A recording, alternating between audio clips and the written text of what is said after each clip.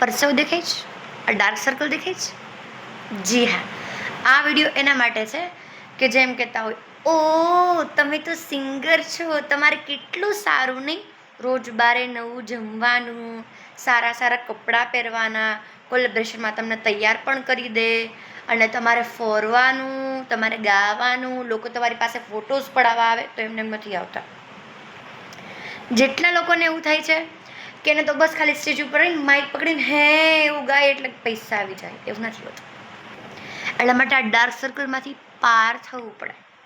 જમવાના ઠેકાણાનું હોય, લગ્ન ગીત હોય તો શિયાળામાં 4 વાગે બોલાવી લે, ભલે પછી વરરાજાની એન્ટ્રી 7 વાગે થવાની હોય, તમારે 3 કલાક પહેલાં અહીંયા બેસી જવાનું, અને રાત્રે તમને 2 વાગે 1 વાગે, જી હા લગ્ન ગીતની જ વાત કરું છું, દાંડિયાની તો વાત જ નહીં કરવાની, તમે રાતથી સવાર પડતા જુઓ.